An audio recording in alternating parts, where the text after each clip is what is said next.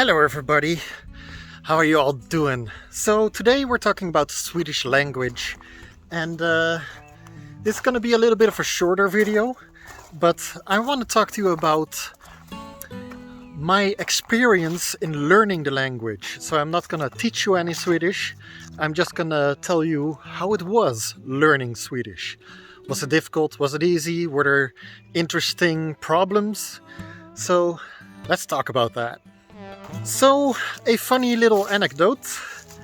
When you are living in Sweden, I've noticed that when you speak Swedish, at the level I do, I would say I speak fluently Swedish. I can be a part of any conversation. I can follow television, no problem. I can listen to comedians. But when they start talking real fast, then, I have to really concentrate. But I would say I'm pretty fluent in Swedish. I'm doing pretty good.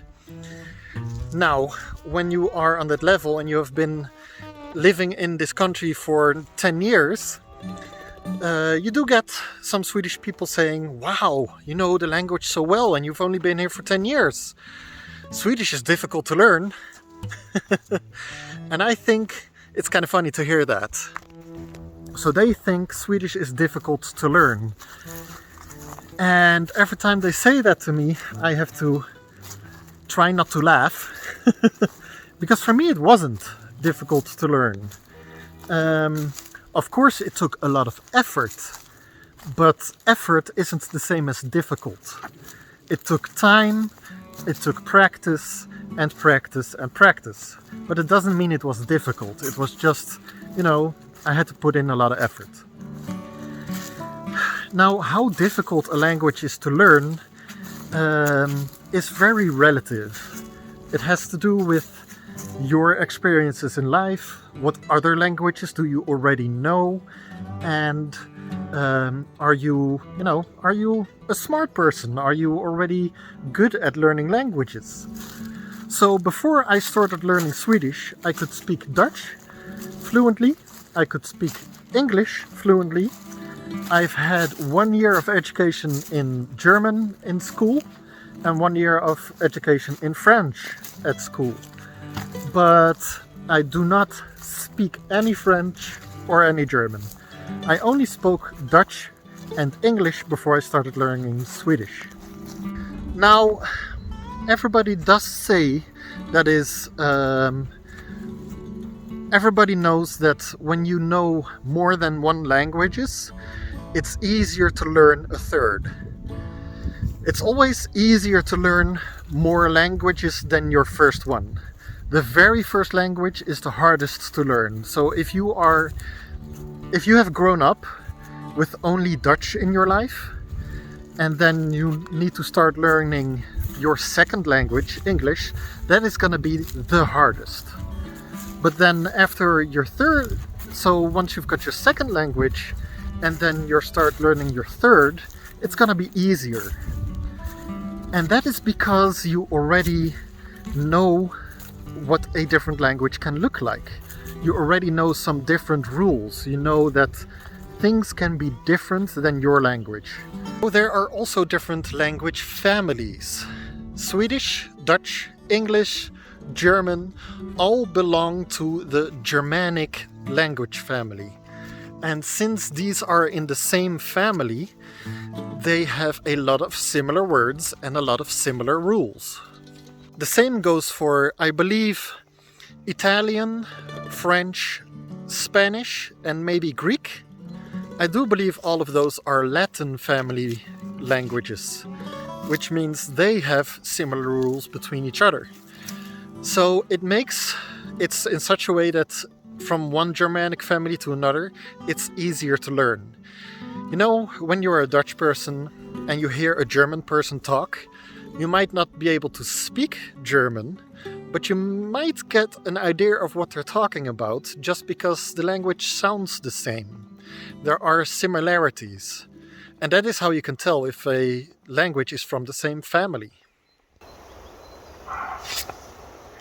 Meanwhile, I'm being interrupted by a deer barking in the woods.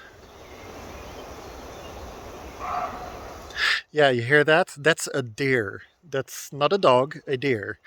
And when you hear a deer do that, that's a warning signal. It's telling other deers, like, hey, there's danger here. So that deer might be hunted by a fox or a lynx right now. It's scared for something. Anyway, back to languages. So, since I've been learning Swedish, and Swedish is part of the Germanic family, it was easier to learn, I think. And I also had practice because I already knew English. So Swedish was my third language. So that made it easier. Now, I started learning Swedish when I was 25, 26 years old. Of course, your age plays a big role in how easy it is to learn a language. We all know children learn a language much faster than adults. But something that helped a lot for me is because I started learning Swedish when I had already moved to Sweden. So I was very motivated. When I was learning French and German in school, I did not like it. I did not want to learn French or German because school made it... It was obligatory. I needed to do it. I didn't have a choice. And it was so boring learning words and just lists and lists of words and then... But when I was living in Sweden, I was learning Swedish for myself. And that motivated me a lot. I knew that I'm learning this language because I want to live in this country and I'm gonna have an easier time living in this country when I learn the language. Another thing that motivated me is that in Holland I had a little bit of a frustration. I was frustrated with people that moved from other countries to Holland and after 10 years still didn't know how to say hello, my name is in Dutch. I definitely did meet people like that. They lived in Holland for 10 years. 10 years. And after 10 years they didn't know how to say, hey, my name is Steve. They couldn't say that after 10 years. And I decided I'm not gonna be one of those people. I'm moving to Sweden and I will learn Swedish. I think it's respectful for the people that I am gonna share a country with. And, you know, it's just gonna make life easier. And that's why I was motivated to learn the language. Now, I started following classes at SFI. SFI stands for Svenska för invandrare, which means Swedish for immigrants. I started doing an evening course because I was working at the same time, which meant every Wednesday evening I got 1 hour of Swedish lessons at the local adult school. And I mean, those lessons were pretty good. I did it for 1 year. 2 years. I did it for 2 years. Or I would say 2 semesters. It wasn't like a full year. But if you think about it, it was only 1 hour per week for 2 semesters. Let's say it's 2 years.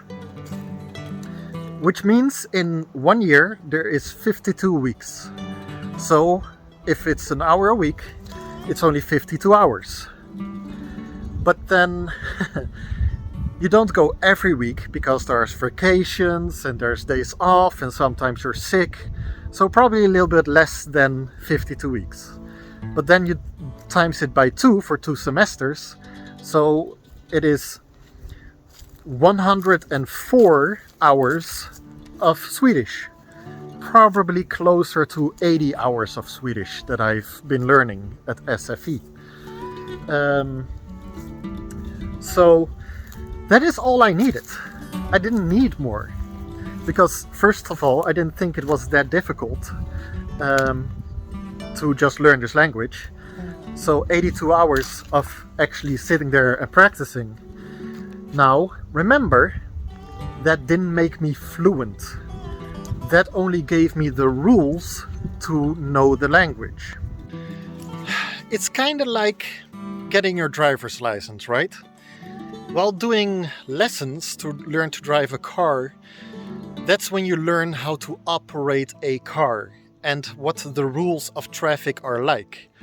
But once you finally get your driver's license, that's when you learn to drive. That's when you actually spend time driving a car in traffic, going to places where you want to go, and that's where you really learn how to drive a car. And that's where you really learn how to be part of traffic. I think SFE is kind of the same thing. Just going those 80 somewhat hours, I've learned the rules of the language. But then when I started actually going to work here in Sweden with colleagues that were Swedish and using the language daily, that's where I learned to speak Swedish. That is where I got to be fluent.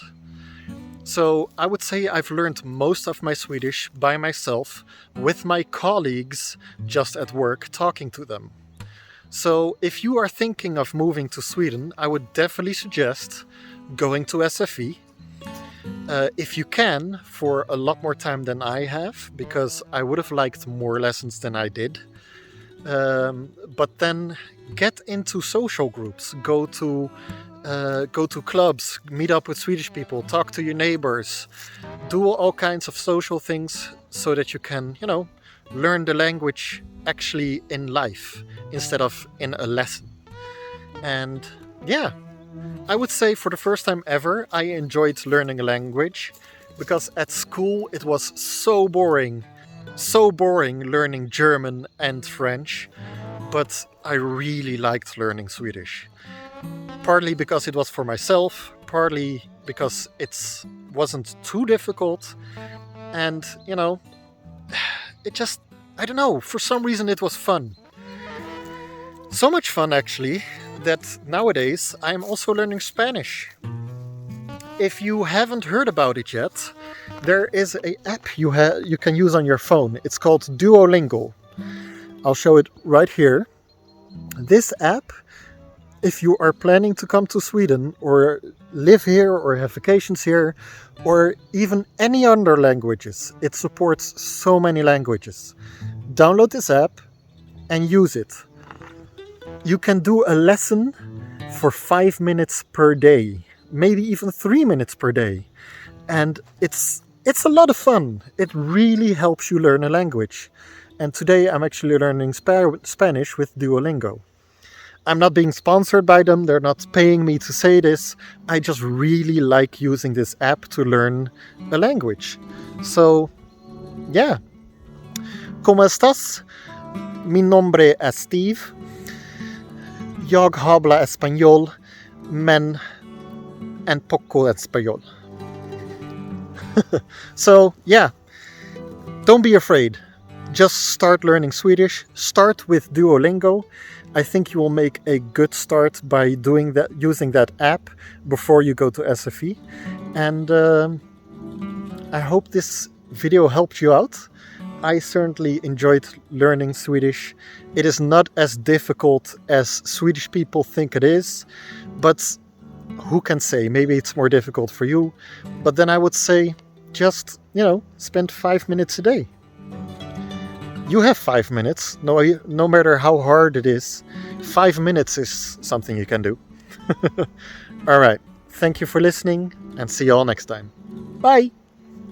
Please like and subscribe. And if you want to support us or just want something that Lee Howe has made, you can buy this little notebook, Look for Stars. The links are in the description, all on Amazon, and you can buy them. See, you can make some beautiful notes in there. The video that just popped up, that one is, according to YouTube, something you will like. So try looking at that one.